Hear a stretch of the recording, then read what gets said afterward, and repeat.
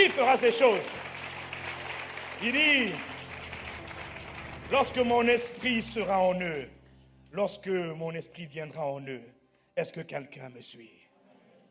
Et verset 34, ce n'est pas fini.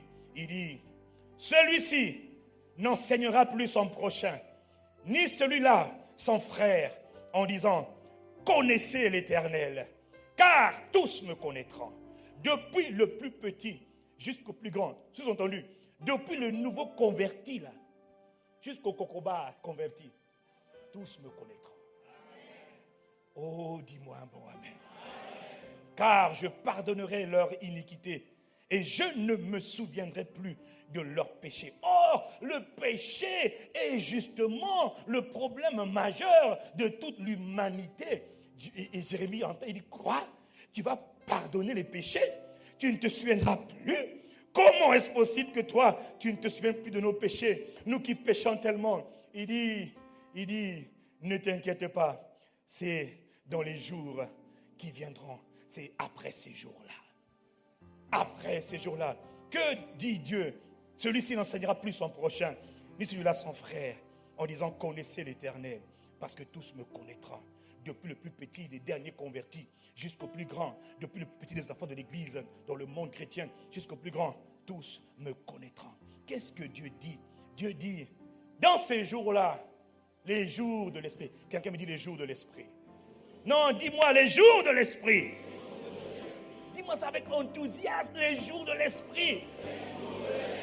Il dit les jours de l'Esprit. Voilà ce qui va se passer. Je les enseignerai moi-même. Moi-même, je m'occuperai de l'éducation, de la formation, de l'enseignement de chacun de mes enfants, de chacun des membres de mon peuple. Moi-même, je serai en eux. Moi-même, je leur inspirerai. Prends tel livre. Tu vas à la librairie. Tu ne sais pas pourquoi. Tu tombes sur tel bouquin. Et tu tombes sur tel enseignement. Et quand tu écoutes le message, tu te sens changé, transformé. Quand tu as lu tel bouquin, tu as l'impression que quelqu'un est en train de te parler alors que tu es en train de lire le bouquin. Qui t'a poussé à lire ce bouquin-là? Est-ce le fruit du hasard? Il dit non, c'est moi-même de l'intérieur. Je piloterai les livres qu'il va lire. Je piloterai les enseignements qu'il va écouter. Ah, quelqu'un me dit amen. Quelqu'un me dit dans les jours de l'esprit. Dis-moi dans les jours de l'esprit. C'est moi qui vais être en charge de leur formation, de leur enseignement spirituel, de leur éducation biblique.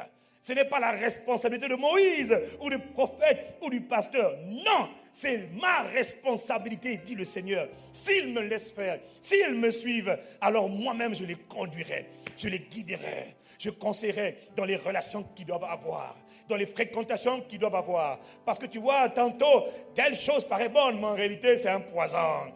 Le frère là paraît bien, il va te dire, et quitte-le. Mais comment tu sauras qu'il faut le quitter? C'est moi-même de l'intérieur qui lui dirait, il a l'air bien, mais t'inquiète pas ma fille. Tout ce qui brille là, c'est pas l'or. Kende Nayo, passe ton chemin. Mais je l'aime, il dit, non ma fille, laisse, il y a quelqu'un d'autre là-bas. Non mon fils, il y en a une autre là-bas. Non, non, non. Mais ça te vient d'où? Ce n'est pas le pasteur qui te parlera. Il dit, il te parlera de l'intérieur, parce que tu le connaîtras. Oh, dis-moi amen. Oh.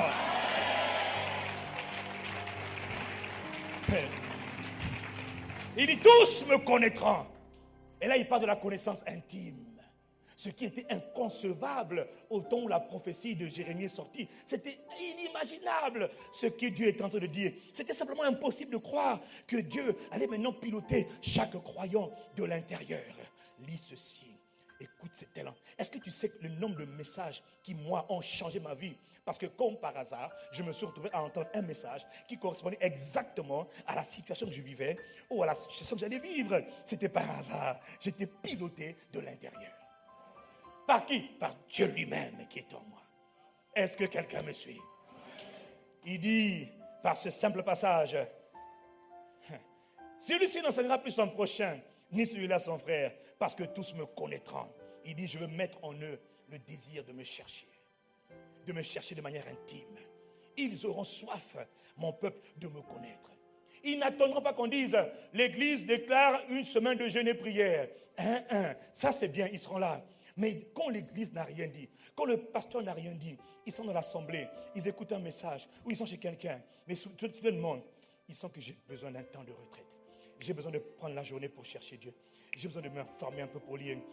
Il est chez quelqu'un là-bas, il dit non. Ce gars-là, quand je l'écoute là, il m'apporte rien de bon. J'ai besoin de m'isoler un peu. Je dois aller chercher Dieu. J'ai besoin de Dieu. Je sens que j'ai besoin de me rapprocher encore plus de Dieu. Mon âme a soif de Dieu. D'où te vient cette soif? Elle est imprimée à l'intérieur. Elle est imprimée à l'intérieur. Avant, tu n'avais pas soif de Dieu. Tu t'en moquais. Mais maintenant, tu vois, plus tu sais, il y a des moments où même tu ne médites pas la parole, tu ne vas pas à l'église. Curieusement, tu n'as plus la paix. Tu vois, non, c'est comme s'il y a quelque chose qui te manque. C'est comme si tu ne respires plus vraiment bien. Tu es pressé même d'aller écouter la parole de Dieu. Pourquoi? C'est comme si ton âme a besoin de lui. D'où ça te vient? De l'intérieur. C'est dans les jours de l'esprit. À l'époque, ce n'était pas le cas. Est-ce que quelqu'un me suit? Ce n'était pas le cas, ma soeur, mon frère, ce n'était pas le cas. Ça se passera seulement dans les jours de l'esprit. Dieu dit, ils ne seront pas satisfaits tant que moi-même je ne les remplirai pas. Ils ne chercheront plus la présence d'un homme, ils chercheront ma présence. Parce qu'ils seront conscients que c'est ma présence qui amène la paix, c'est ma présence qui amène la joie. Ils peuvent être mariés ou célibataires, qu'importe. C'est ma présence qui leur donne la plénitude de paix, la plénitude de joie. Oh, quelqu'un me dit amen. Parce que tous me connaîtront. Quand ils tomberont, c'est moi-même qui vais les relever par ma puissance et ma miséricorde. Quand ils trébucheront, c'est moi qui les soutiendrai. Quand ils seront tentés, face à la tentation, hier, ils désobéissaient. On a été tentés, on est tombé. On a été poussé à maudire, on a maudit. Quelqu'un calomnié, moi aussi j'ai calomnié. Quelqu'un injurié, moi aussi j'ai injurié. Je pense bien faire. Mais ce jour-là, dans les jours de l'esprit, parce qu'il imprimera sa loi, il imprimera sa vie à l'intérieur de chacun de ceux qui ont cru. Il dit, quand ils seront tentés, pendant que tout le monde est en train de calomnier, il va se sentir dans lui un malaise. Je préfère quitter ce milieu-là. Pourquoi tu as quitté le milieu? Parce que je ne suis pas à l'aise avec ce que vous dites. Qu'est-ce qui le rend mal à l'aise à l'intérieur comme ça? La vie qui est en lui. La vie qu'il va recevoir va les rendre différents. Est-ce que quelqu'un me suit? Quand ils seront tentés par le péché, ils auront une capacité de résister au péché. Hier, il tombait, il dit, je ne tomberai pas. Pourquoi il ne tombe pas? Parce qu'il y a quelqu'un qui le soutient de l'intérieur. Ah! Quelqu'un me dit, les jours de l'esprit. Lorsqu'ils seront faibles, il y a une main puissante qui les aidera à être forts. Ils ne verront pas la main, mais ils sentiront la main qui les rend forts. Lorsqu'ils seront meurtris, affligés, découragés, et qu'ils me feront confiance, dit le Seigneur, il y a comme une grâce qui va venir sur eux pour les fortifier, pour les soutenir, pour les élever, afin qu'ils ne sombrent pas. Quand ils auront à prendre des décisions, je serai moi-même leur conseil. Ils n'auront pas appelé tout le monde pour dire, qu'est-ce que tu penses d'un tel? Qu'est-ce que tu penses de ça? Il dit, parce que je serai à l'intérieur, en train de les guider. Je les conseillerai moi-même.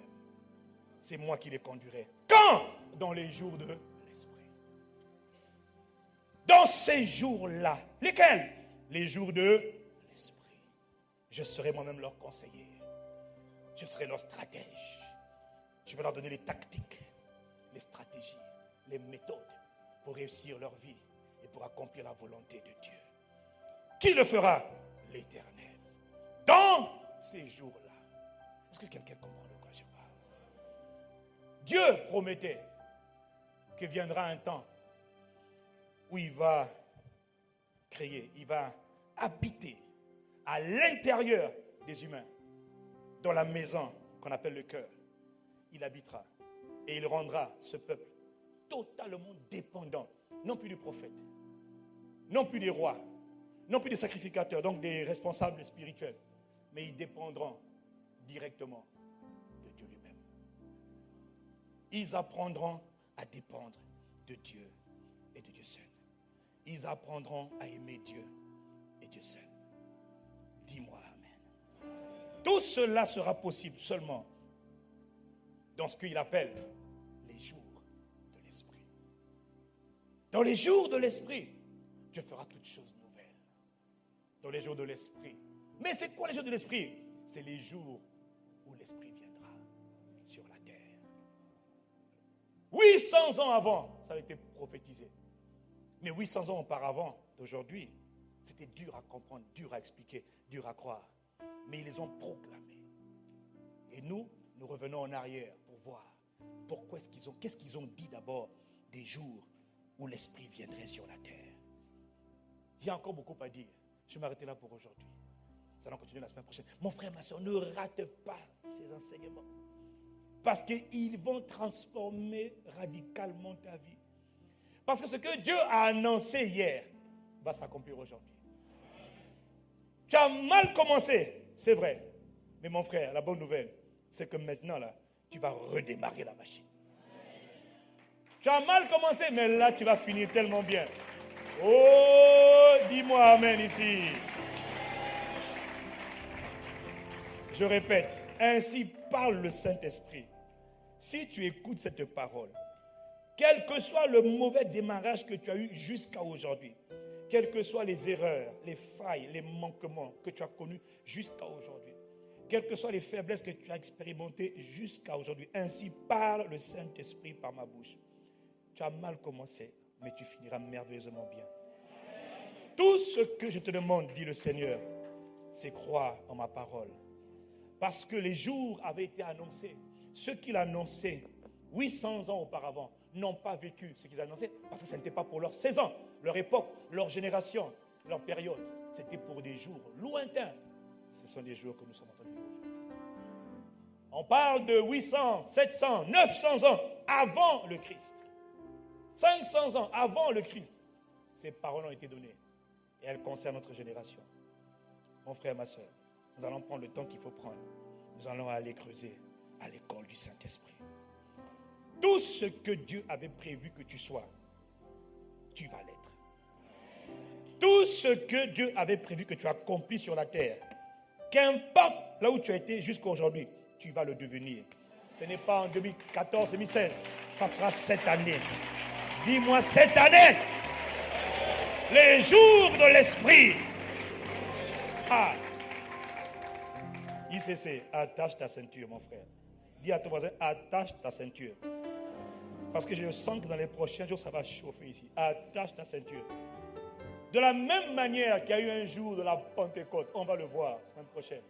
Il y aura un jour de l'Esprit. Inclinons la tête et remercions le Seigneur. Remercions le Saint-Esprit. Oh Saint-Esprit, Seigneur, Esprit de Jésus, merci.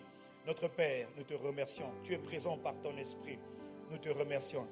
Nous t'exaltons. Nous te célébrons. Nous sommes impatients. Nous sommes assoiffés de te connaître, de te chérir, de te rencontrer, de te découvrir tel que tu es. Toi, le Saint-Esprit, l'Esprit du Dieu vivant. Toi, que les disciples connaissaient tellement intimement. Toi, avec qui les disciples marchaient. Toi, que Jésus a introduit. Esprit de Jésus-Christ. Esprit du Dieu vivant. Esprit du Père. Saint-Esprit de Dieu. Ce matin, franchement, nos cœurs soupirent et languissent après toi. Nos cœurs languissent après toi et espèrent en toi. Magnifique Jésus de Nazareth. Tu es bienvenu, tu es bienvenu. Nous te désirons. S'il y a au moins une chose que nous voulons te dire aujourd'hui, vraiment Père, c'est que nous t'aimons. Nous sommes nés pour t'appartenir. Nous sommes nés pour réjouir ton cœur. Nous sommes nés pour te faire plaisir. C'est la raison d'être de nos vies.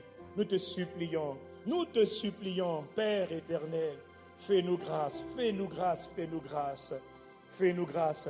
Nous voulons t'adorer, nous voulons te toucher, nous voulons te faire plaisir, nous voulons te connaître tel que tu es, tel que tu t'es révélé à la création. Notre Père, nous voulons te toucher. Saint-Esprit de Dieu, nous voulons te faire plaisir, nous voulons te connaître. Je veux te connaître.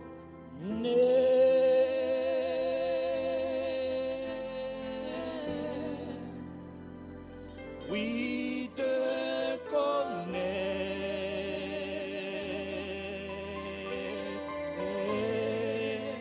Ma raison de vivre, ma raison de vivre. Nous sommes à l'école de la connaissance du Saint-Esprit, c'est de te connaître. Je veux te connaître. Je veux te connaître. Oui, te connaître. Esprit du Dieu vivant, ma raison de vivre. Tendre Père et de grâce et d'amour, c'est de te connaître. Je veux te toucher, je veux toucher ton cœur. Je veux te toucher. Je veux, oui, te toucher. Je veux te toucher.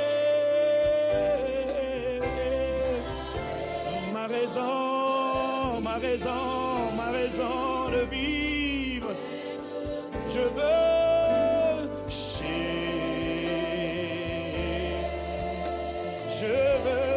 Je veux te toucher.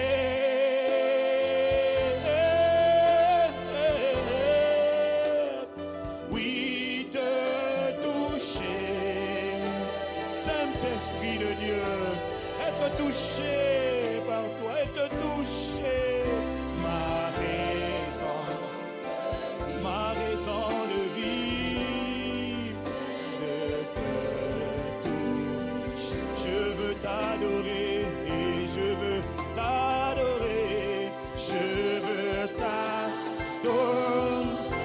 Vivre une vie qui te fait plaisir, une vie qui te soit agréable, oui, t'adorer, c'est le désir de mon cœur, c'est la prière de mon âme. Je suis né pour être un adorateur, un chasseur de Dieu, quelqu'un qui fait plaisir à Dieu. Je veux t'adorer, aide-moi, je veux t'adorer, aide-moi, aide-nous, oui, nous implorons ton aide, nous supplions ton aide, Saint-Esprit de Jésus-Christ, de t'adorer, de te faire plaisir, de t'adorer, encore, dis-le encore, dis-le, je veux t'adorer,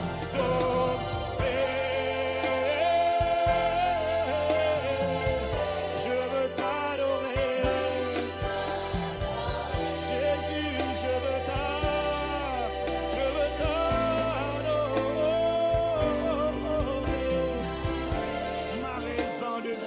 La raison pour laquelle mon cœur bat encore, c'est de t'adorer, c'est pour t'adorer, c'est pour t'adorer, encore,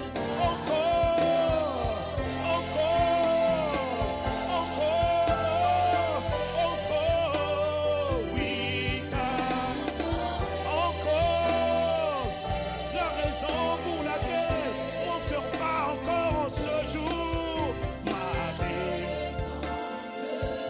raison de battre, ma raison de me mouvoir, c'est de t'adorer, te faire plaisir et te connaître.